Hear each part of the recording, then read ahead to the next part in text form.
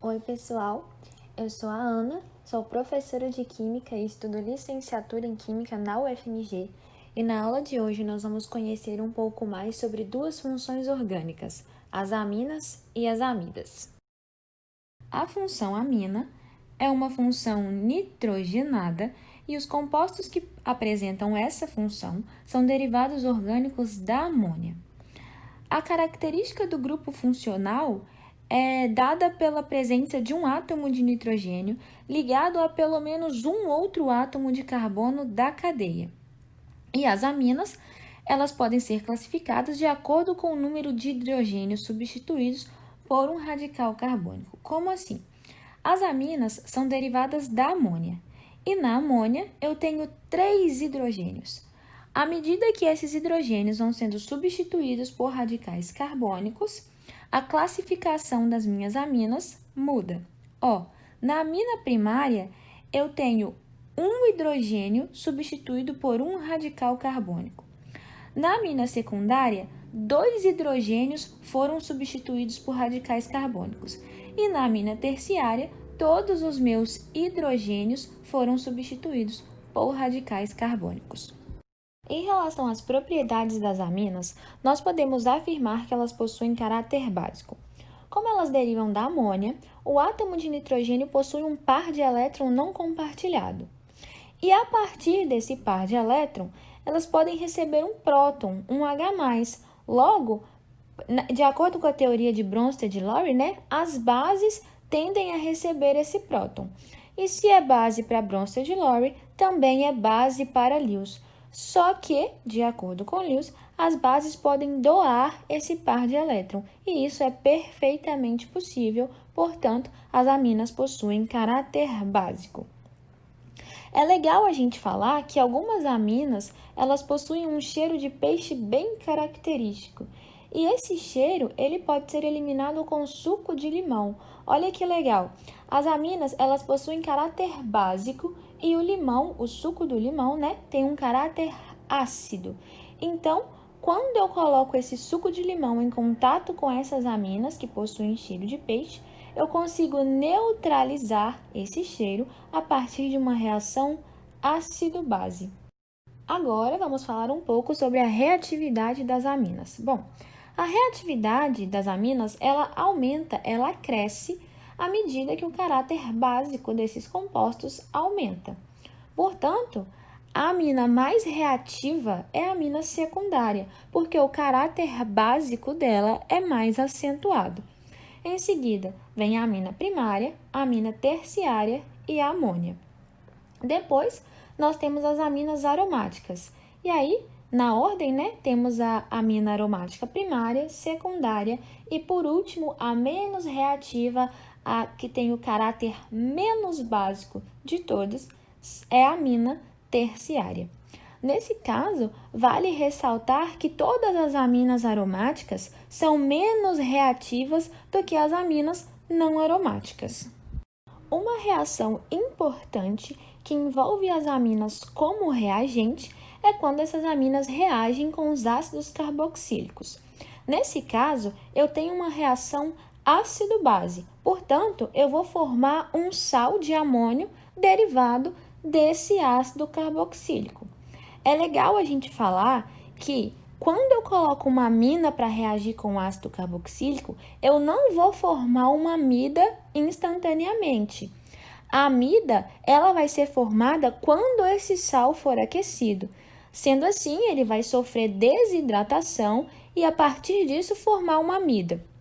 Mas a reação entre amina e ácido carboxílico é uma reação ácido-base que vai originar um sal de amônio derivado desse ácido carboxílico.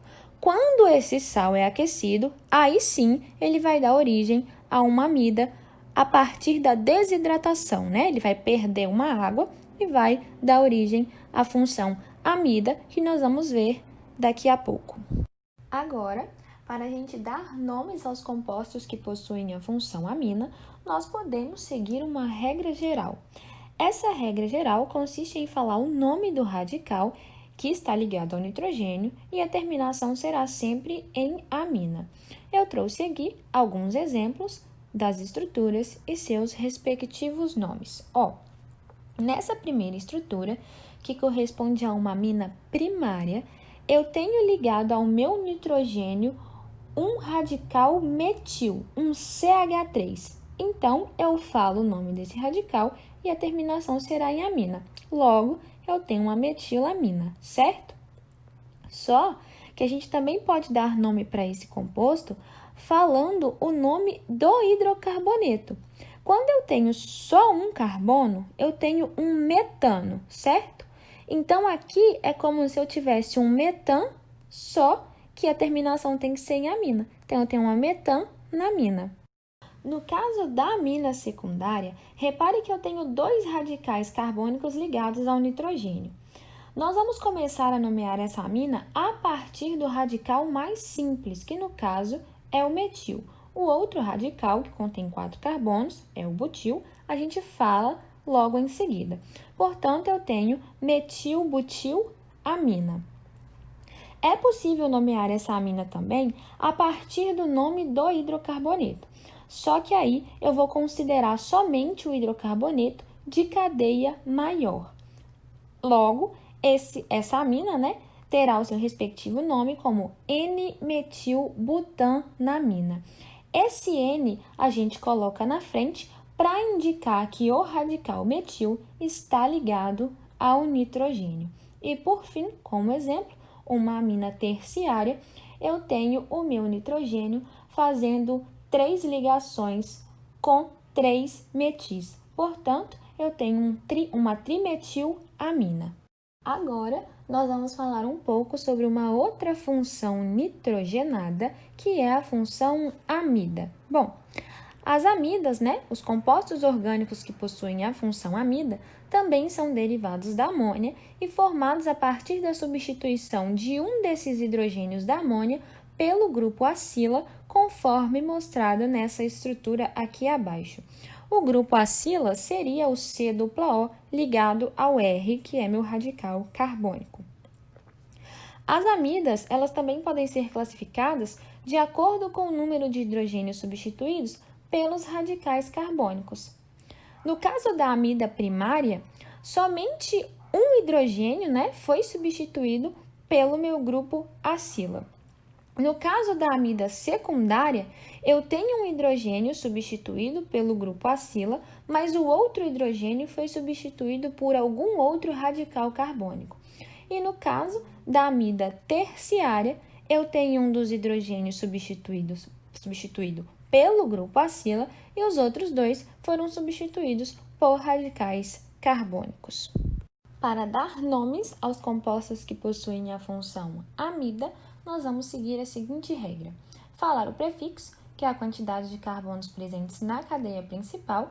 O infixo será de acordo com o tipo de ligação, existente entre os carbonos, an, en ou in, se ela for simples, dupla ou tripla, respectivamente, e o sufixo, ou seja, a terminação do nome do nosso composto, será sempre em amida. Caso a minha cadeia seja ramificada ou insaturada, eu devo numerar a cadeia principal de forma que o grupo funcional assuma o menor número possível. Então, o meu grupo funcional tem preferência em assumir esse menor número e as insaturações e ramificações serão numeradas automaticamente. Eu trouxe um exemplo aqui. Repare que nessa estrutura eu tenho 3 carbonos na cadeia principal, Logo, eu tenho um prop, an, porque eu só tenho ligações simples, e a terminação em amida. Portanto, eu tenho a propanamida. E para finalizar a aula de hoje, eu queria falar sobre os peptídeos. O que são os peptídeos? São polímeros, ou seja, são macromoléculas formadas pela ligação de vários aminoácidos. Nesses aminoácidos, eu tenho a função tanto amina quanto a função ácido carboxílico. E 2 moléculas de aminoácidos, elas podem se ligar a partir de uma ligação covalente por essa ligação peptídica. Essa ligação ela é formada pela remoção da água de um grupo carboxila, de um aminoácido, e que se liga ao grupo amino de outro aminoácido, conforme mostrado nesse esquema aqui abaixo. Repare que a partir do momento em que eu tenho a ligação peptídica formada, eu dou origem à função amida. Bom, pessoal, por hoje é só. Eu espero que vocês tenham gostado da nossa aula. Qualquer dúvida ou sugestão, pode deixar aqui nos comentários. E na próxima semana, nós vamos falar sobre as nitrilas e os nitrocompostos, que também são funções orgânicas. Eu espero vocês. Um abraço e até lá!